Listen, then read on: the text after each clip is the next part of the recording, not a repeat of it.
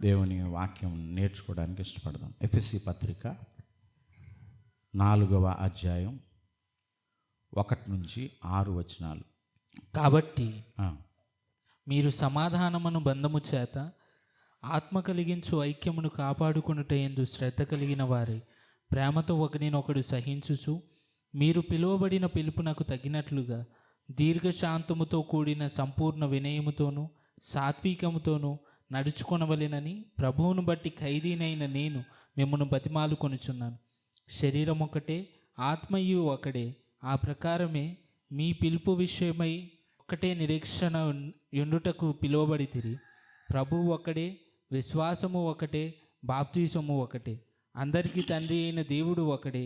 ఆయన అందరిపైగా ఉన్నవాడై అందరిలోనూ వ్యాపించి అందరిలో ఉన్నాడు. దేవునికి మహిమ. పోయిన వారం నాడు ఆత్మ కలిగించు ఐక్యతను కాపాడుకొనుట యందు శ్రద్ధ కలిగిన వారై అనే మాట మనం నేర్చుకున్నాం. ప్రతి విషయంలో మనం శ్రద్ధ కలిగి ఉంటాం. మన ఆహార విషయాల్లో కానీ, ఆరోగ్య విషయాల్లో కానీ, కుటుంబ విషయాల్లో కానీ ప్రతి విషయంలో శ్రద్ధ కలిగి ఉంటాం. అపోస్తుడైన పౌలు ప్రాముఖ్యంగా చెప్పింది ఏంటంటే, ఆత్మ కలిగించు ఐక్యతను కాపాడుకునే విషయంలో మీరు శ్రద్ధ కలిగి ఉండాలి అని మాట్లాడుతున్నాడు. హల్లెలూయా. ఏ విషయంలో శ్రద్ధ కలిగి ఉండాలి? ఆత్మ కలిగించు ఐక్యతను కాపాడుకునేట యందు మీరు శ్రద్ధ కలిగి ఉండాలి అంటున్నాడు. మనలందరినీ ఒక ఐక్యతగా ఉంచేది దేవుడే, దేవుని ఆత్మే. కానీ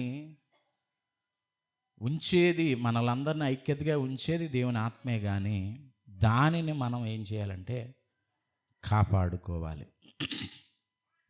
ఆ కాపాడుకొనుట యందు మీరు ఏం చేయాలంటే శ్రద్ధ వహించాలి. అది చిన్న సంఘమే కానీ, పెద్ద సంఘమే కానీ, అది ఏదైనా, అది కుటుంబమే కానీ, అది సమాజమే కానీ, దేవుడు ఒక ఐక్యతను ఏర్పాటు చేసిన తర్వాత దానిని కాపాడుకునే విషయంలో మనం శ్రద్ధ కలిగి ఉండాలి. ఆది అపోస్తులు అదే చేశారు. సార్వత్రిక సంఘాలు కూడా ఐక్యతను కాపాడుకోవటానికి అనేకమైన ఆలోచనలు వారు చేస్తూ ఉన్నారు. కనుక ఒక వ్యక్తి జైల్లో ఉంటూ అన్నాడు, మిమ్మల్ని ఐక్యపరిచింది దేవుడే, ఆ ఐక్యతను మీరేం చేయాలి? కాపాడుకునేట యందు మీరు శ్రద్ధ కలిగి ఉండాలి అని చెప్తున్నాడు. దుష్టుడైన అపవాది ఎప్పుడు ఏం చేస్తాడంటే మనల్ని ఒంటరిని చేసి అప్పుడు మన మీద యుద్ధం చేయటానికి ప్రయత్నం చేస్తాడు. మనం ఎప్పుడైతే ఒంటరి వాళ్ళం అయ్యామో అప్పుడు శత్రువు చేతికి ఈజీగా మనం దొరుకుతాం. వాడి ఆలోచన అంతా ఎప్పుడు ఒకటే, ఏంటంటే ఒక గలిబిలి, ఒక గందరగోళం సంఘంలో, సమాజంలో సృష్టించి మనల్ని ఒంటరిని చేసి వాడు ఏం చేయాలంటే వాడు దొంగిలించాలనే ప్రయత్నం చేస్తాడు. సాధారణంగా ఒక వ్యక్తి ఆత్మహత్య ఎప్పుడు చేసుకుంటాడు, ఎందుకు చేసుకుంటాడు అని ఒక ఇంత ఆలోచన చేస్తే, ఒక వ్యక్తికి నాకెవరూ లేరు, నన్నెవరూ పట్టించుకోవట్లేదు, నేను ఎందుకోసం బతకాలి, నేను ఎవరి కోసం బతకాలి, నేను ఎంత నా కుటుంబానికి చేశాను, నా కుటుంబమే నాకు గౌరవం ఇవ్వలేదు, నా కుటుంబమే నన్ను పట్టించుకోవట్లేదు, నా కష్టార్జితం అంతా నా కుటుంబం కోసమే పెట్టాను, నా కుటుంబంలో నాకు ఒక విలువ ఇవ్వట్లేదు, ఒక గౌరవం ఇవ్వట్లేదు, నేనెందుకు బతకాలి అని, లేకపోతే ఒక భార్య కానీ, ఒక భర్త కానీ, సాధారణంగా ఆత్మహత్యలు చేసుకున్న ప్రతి ఒక్కరి ఆలోచన ఎలా ఉంటుందంటే, నేను బతికి సాధించేది ఏముంది అనే ఆలోచన ప్రతి ఒక్కరూ కూడా, ఆత్మహత్య చేసుకున్న ప్రతి ఒక్కరికి కూడా కలిగే ఆలోచన ఇది. అంటే వాళ్ళు ఏమైపోయారు? ఒంటరైపోయారు. కుటుంబంలో నుంచి ఒంటరైపోయారు, సమాజంలో నుంచి ఒంటరైపోయారు. ఒంటరైపోయిన తర్వాత దుష్టుడు వాళ్ళ దగ్గరికి వెళ్ళి ఏం చేస్తాడంటే, నువ్వెందుకు బతకాలి అంటాడు. నువ్వెందుకు బతకాలి, నువ్వు ఎవరి కోసం బతకాలి అని అంటాడు.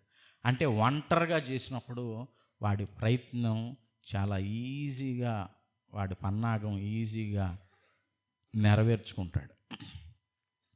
దేవుడు అంటున్నాడు, మీరందరూ ఒక ఐక్యతగా ఉన్నారు, మిమ్మల్ని ఐక్యపరిచింది దేవుడే.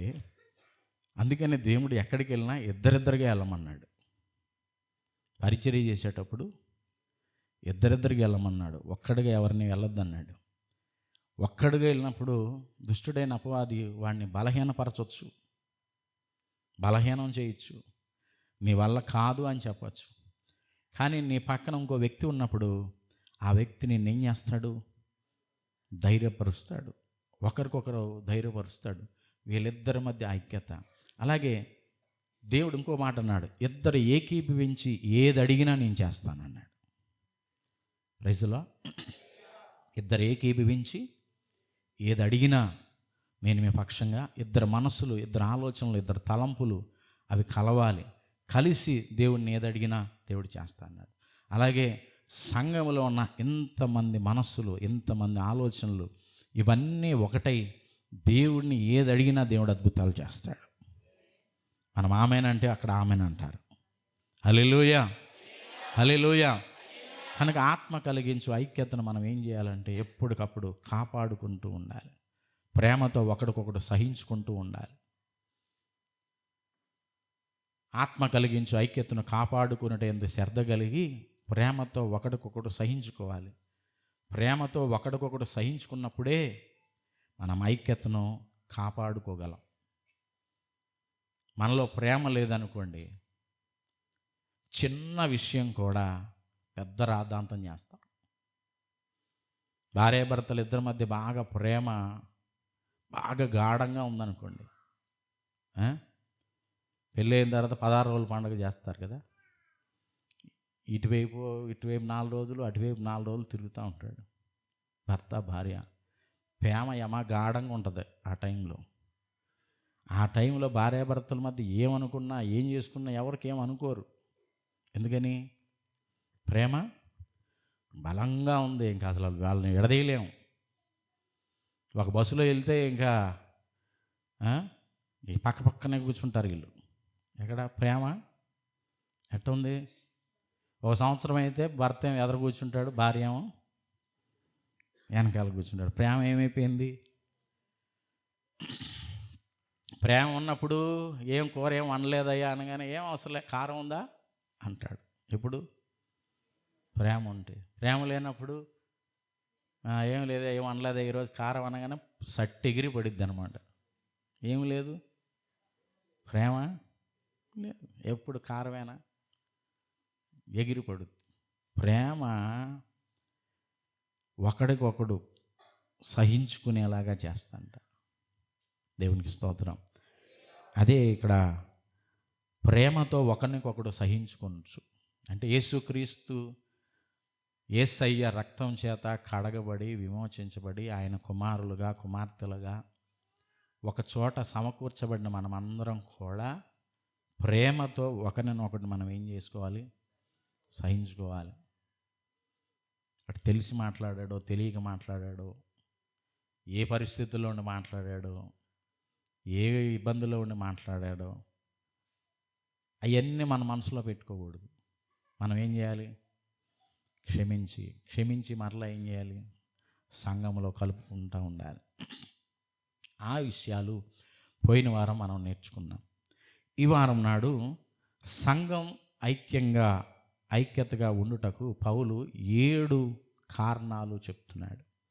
ఒక సంఘం ఐక్యతగా ఉండడానికి, లేకపోతే కలిసి ఉండడానికి 7 కారణాలు, 7 విషయాలు సంఘానికి, ఎఫెసీ సంఘానికి, సార్వత్రిక సంఘానికి ఇక్కడ తెలియజేస్తూ ఉన్నాడు. ఏమని తెలియజేస్తూ ఉన్నాడంటే, మొట్టమొదటిగా ఒక శరీరము అంటున్నాడు ఆయన. ఏంటి? చూడండి 4వ వచనం చూడండి. శరీరము ఒకటే. అందరూ చెప్పండి. శరీరం ఒకటే. దగ్గరగా. శరీరము ఒకటే. ఈ వాక్యం యొక్క నేపథ్యం ఏమిటంటే, ఆ సంఘంలో యూదులు ఉన్నారు, అన్యులు ఉన్నారు. 2 భాగాలు ఉన్నాయి. ఈ 2 భాగాలు కలవట్ల. ఈ 2 భాగాలు కలవట్ల. బలారాధన దగ్గర గొడవ వస్తుంది, వాళ్ళందరూ కలుసుకునేటప్పుడు గొడవ వస్తుంది. బలారాధన దగ్గర ఎలా గొడవ వస్తుందంటే, ముందు బలారాధన చేసిన తర్వాత భోజనాలు పెట్టుకునే ఆచారం అక్కడ ఉండింది. బలారాధన చేసేటప్పుడు ముందు యూదులు భోజనం చేస్తున్నారు. యూదులు భోజనం చేసిన తర్వాత మళ్ళీ అన్యులు భోజనం చేసేసరికి విధవరాళ్ళకి భోజనం అందట్లా. అట్లా కాదు, ఇప్పుడు ముందు విధవరాళ్ళకి పెట్టిన తర్వాత మనం తిందాం. లేదు ముందు మేమే తినాలి. ఇట్లాగా ఒకటని కాదు, కానీ ఎఫెసీ సంఘంలో వీళ్ళందరూ ఒక ఐక్యతగా ఉన్నట్లా. అందరూ బాప్తిజం పొందారు, అందరూ సంఘంలో సభ్యులయ్యారు, అందరూ ఒక ఐక్యతగా వాళ్ళు ఉండనటువంటి పరిస్థితి. ఇది నేపథ్యం. ఈ విషయం అపోస్తలుడైన పౌలుకి తెలిసింది. అపోస్తలుడైన పౌలు జైల్లో నుంచి ఒక ఉత్తరం రాశాడు. ఏమని రాశాడంటే, సంఘమా, అసలు సంఘం అంటేనే ఒక శరీరం. సంఘం అంటే ఒక శరీరం. సాధారణంగా మీరేంటోళ్ళు? మీరేంటోళ్ళు? మీరు పలానోళ్ళ. మా కులం కానీ వేరే కులం, మీరు పలానా కులం అనగానే మన ముఖాలు ఏమైపోతాయి? మీరందరూ మంచోళ్ళే. కొన్ని చోట్ల మీరు పలానా కులమా అనగానే అయితే మీరు వేరు, మేము వేరు. 2 ప్రాంతం. మీ దేవురు? మాది విజయవాడ. మాది తెలంగాణ. మీదేంటి? ఆంధ్ర. అంటే మీది వేరే, మాది వేరే. అంటే ఇప్పుడు ఏంటి? ప్రాంతంలో వేరు. 3 వర్ణం. వర్ణ విభేదాలంటే ఇక్కడ మనకు లేవు, కానీ పాశ్చాత్య దేశాల్లో వర్ణం ఉంది. మీరు తెల్లగా ఉన్నారు, మేము నల్లగా ఉన్నాం. మీ దేశం వేరే, మా దేశం వేరే. అంటే ఎన్ని విభేదాలు వచ్చినాయి. కులం దగ్గర విభేదం వచ్చింది, ప్రాంతం దగ్గర విభేదం వచ్చింది, వర్ణం దగ్గర విభేదం వచ్చింది. కానీ అపోస్తలుడైన పౌలు చెప్పే మాట ఏంటంటే, క్రైస్తవ సంఘములో, చాలా జాగ్రత్తగానండి, క్రైస్తవ సంఘములో కుల ప్రస్తావన లేదు. క్రైస్తవ సంఘములో జాతి ప్రస్తావన లేదు. క్రైస్తవ సంఘములో వర్ణ ప్రస్తావన లేదు. అందుకనే వాళ్ళందరినీ కేంద్రీకరించి సార్వత్రిక సంఘానికి చెప్తూ ఆయన అంటున్నాడు, మీరందరూ కూడా ఒక్క శరీరమే. హల్లెలూయా. మీరందరూ ఏంటి? ఒక శరీరమే. ఎఫెసీ పత్రిక 1వ అధ్యాయం 22-23 వచనాలు కనుక మనం చూస్తే, ఎఫెసీ పత్రిక 1వ అధ్యాయం 22-23. మరియు సమస్తమును ఆయన పాదముల క్రింద ఉంచి సమస్తము పైని ఆయనను సంఘమునకు శిరస్సుగా నియమించును. ఆ సంఘము ఆయన శరీరము, సమస్తమును పూర్తిగా నింపుచున్న వాని సంపూర్ణత అయి ఉన్నది. ఇక్కడ ప్రారంభంలోనే చెప్పాడు ఏంటంటే, సమస్తమును ఆయన పాదాల కింద ఉంచి, సమస్తము పైన ఆయనను ఎలాగ నియమించాడు? సంఘమునకు శిరస్సుగా నియమించెను. ఆ సంఘము ఆయన శరీరము, సమస్తమును పూర్తిగా నింపుచున్న వాని సంపూర్ణతయే ఉంది. ఇక్కడ గమనించినట్లయితే క్రీస్తు శరీరమే సంఘం. ఆమె చెప్పండి. క్రీస్తు శరీరమే సంఘం.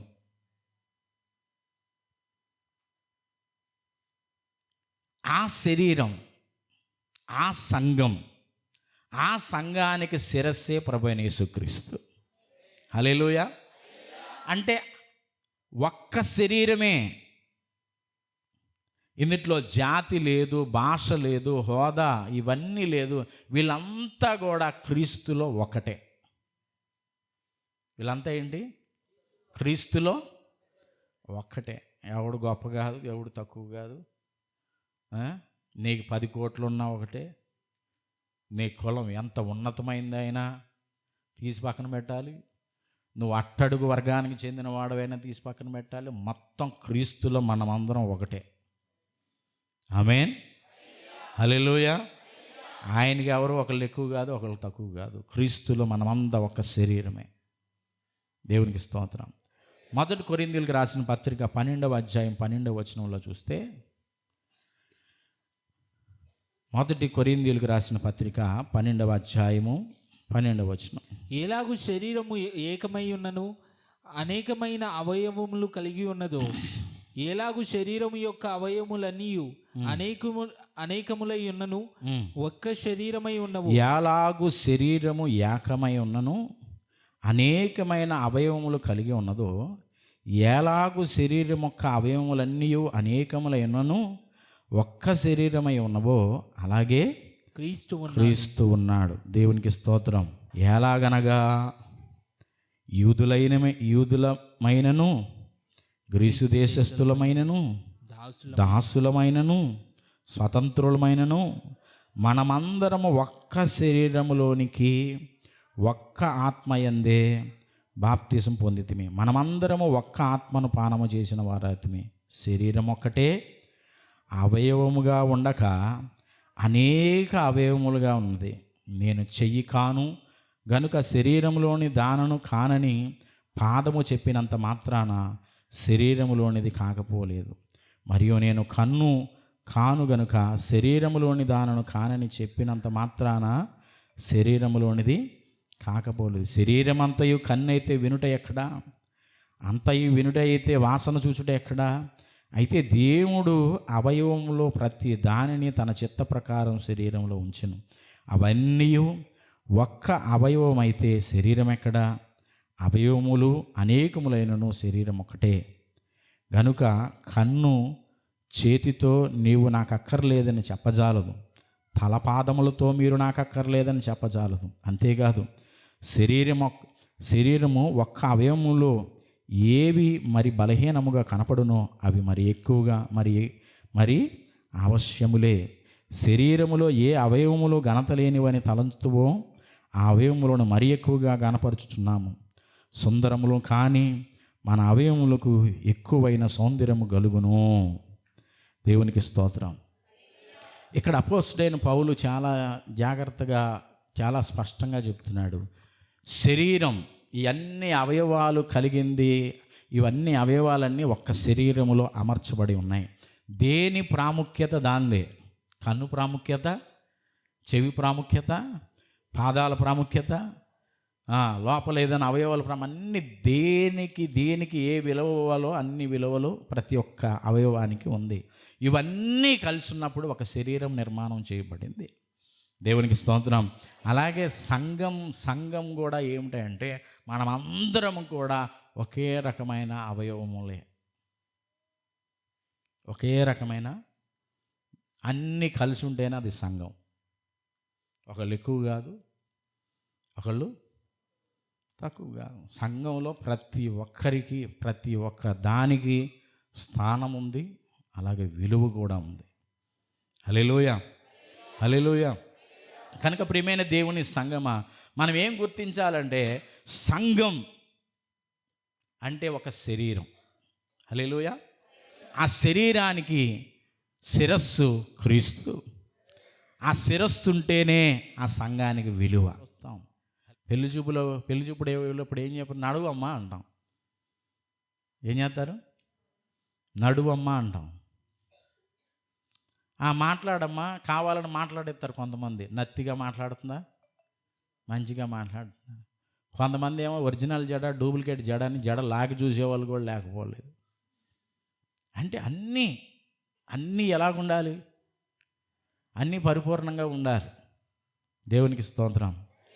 సంఘం కూడా అందుకని అపోజిట్ పౌలు చెప్తున్నాడు, చాలా నేటి సంఘాల్లో ఏమవుందంటే అవయవ లోపం కలిగిన సంఘాలే నేటి సమాజంలో ఎక్కువగా ఉన్నాయి.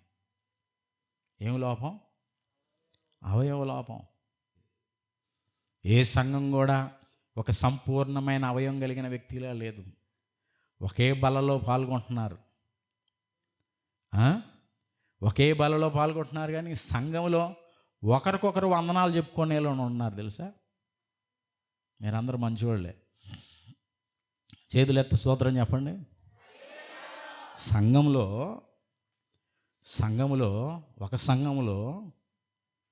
ఒక శరీరంగా ఉన్న నువ్వు, ఒక సంఘంలో దేవుని వాక్యం వింటున్న నీవు, బల్లారాధన అయిన తర్వాత లేచిన తర్వాత అందరికి ఏం చేయాలి?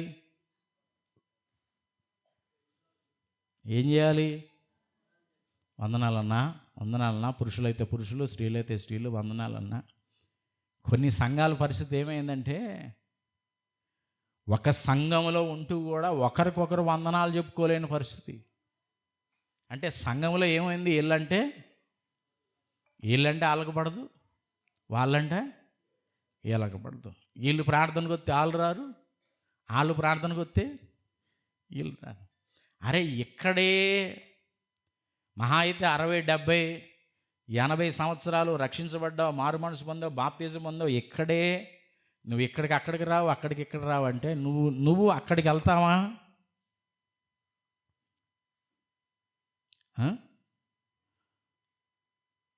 మనం అక్కడికి వెళ్ళగలుగుతామా? ఇక్కడే ఒక సమాధానం, ఇక్కడే ఒక ఐక్యత, ఇక్కడే ఒక శరీరంలాగా నువ్వు నేను ఉండలేకపోతే మరి అక్కడ ఉంటామా? వాడు వేరు చేసి దెబ్బ కొట్టాలని వస్తాడు సాతాను. Praise the lord. సంఘాన్ని వేరు చేసి దెబ్బ కొట్టాలి. సంఘాన్ని వేరు చేస్తే సంఘంలో ఎప్పుడైనా పోరాటాలు, 2 రకాలైన పోరాటాలు ఉంటాయి, గుర్తుపెట్టుకోండి. ఏ సంఘమైనా సరే, ఒకటి సంఘం వెలుపల పోరాటం ఉంటుంది, 2 సంఘం లోపల పోరాటం ఉంటుంది. కుటుంబం వెలుపల పోరాటం ఉంటుంది, కుటుంబం లోపల పోరాటం ఉంటుంది. అర్థమవుతుందా? కుటుంబం వెలుపల పోరాటం. ఇప్పుడు దాకా నీ కుటుంబం అంతా నిన్నే అంటుకొని ఉంటుంది.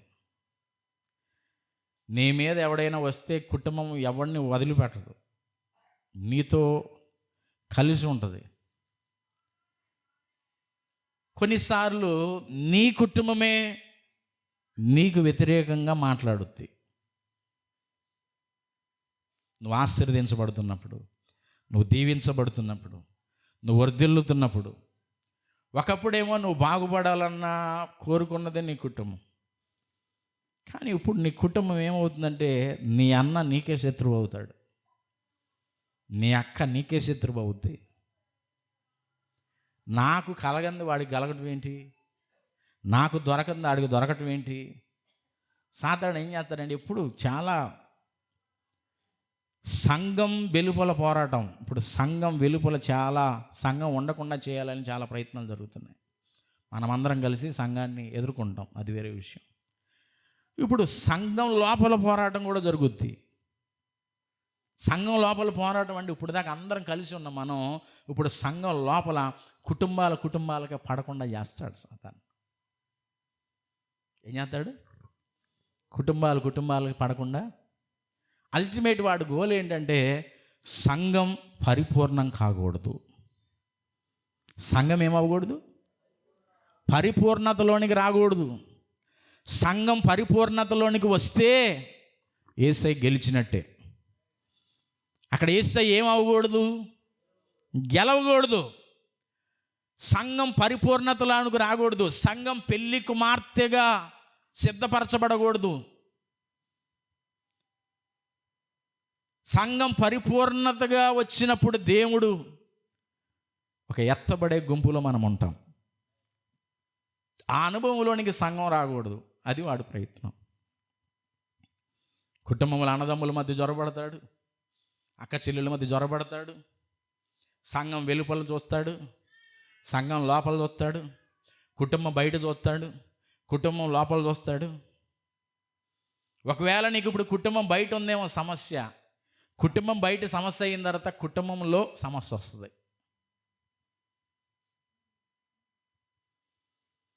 ఇది కుటుంబం బయటదా, ఇది కుటుంబంలోదా, ఇలాగ అనిపించినప్పుడు నువ్వేం చేయాలంటే ప్రేమతో ఒకడికొకడు ఏం చేయాలి, సహించుకోవాలి. మనమంతా ఒక శరీరం. ఆమేన్ చెప్పండి. మనమంతా ఒక శరీరం. ఒకడి ఆలోచన అంటే దేవుని కార్యం ఆ సంఘంలో జరగదు.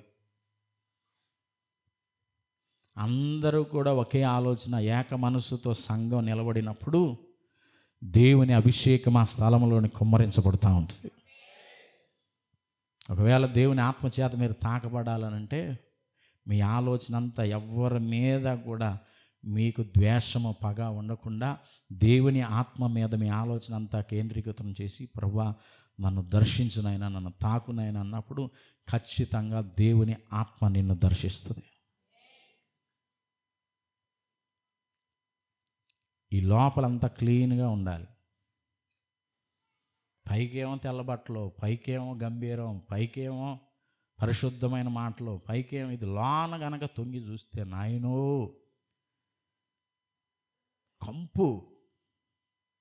మరి ఎంత కంపు ఉంటే దేవుడు ఎలా అవుతాడు?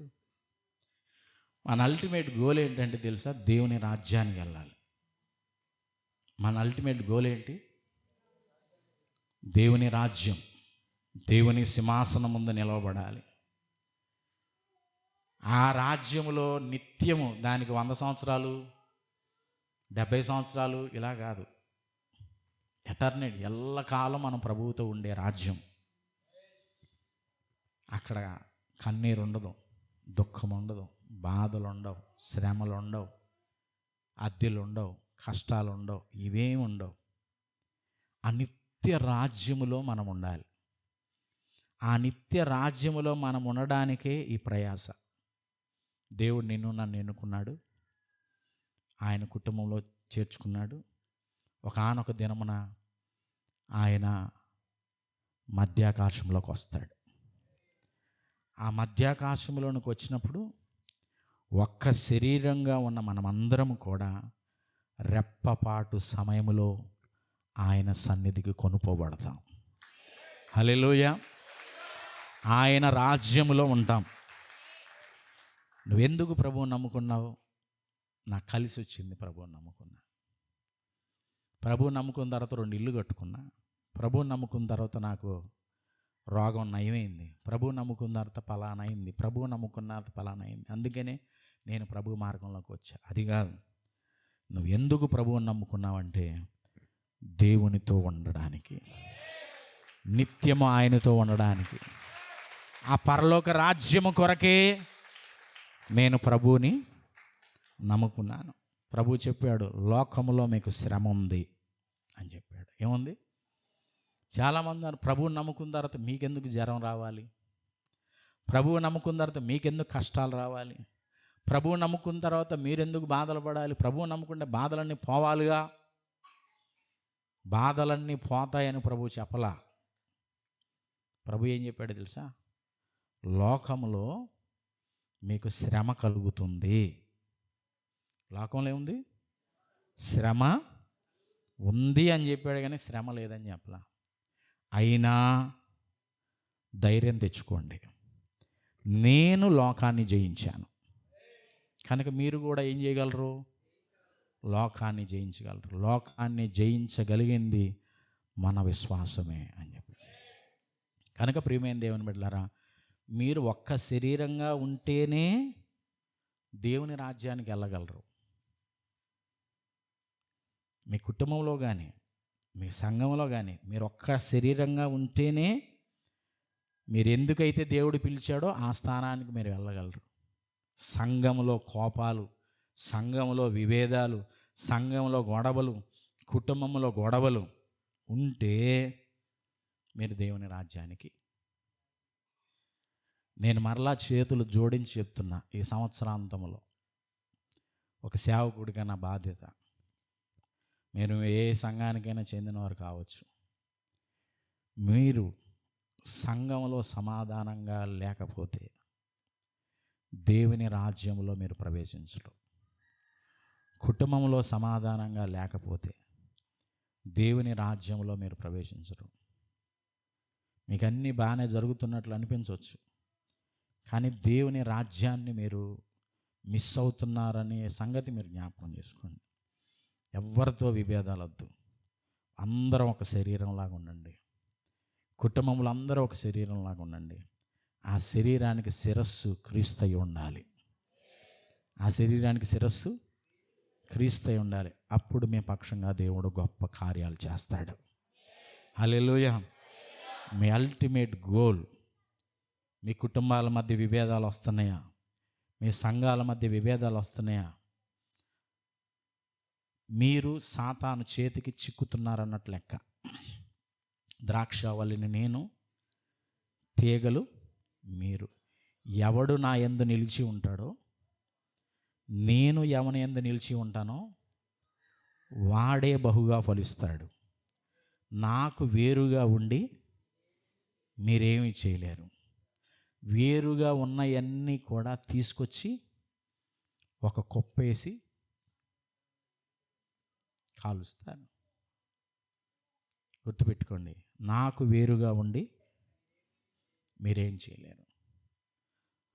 ద్రాక్షావల్లి తీగ ద్రాక్ష చెట్టుతో అంటు కట్టబడి ఉంటేనే అది ఫలిస్తుంది. ద్రాక్షావల్లిని నేను, తీగలు మీరు. ఎవడు నా యందు నిలిచి ఉంటాడో, నేను ఎవని యందు నిలిచి ఉంటానో వాడే ఫలిస్తాడు. నాకు వేరుగా ఉండి మీరేం చేయలేరు. సాతాను వేరు చేస్తాడు. సాతాను గొడవలు పెడతాడు.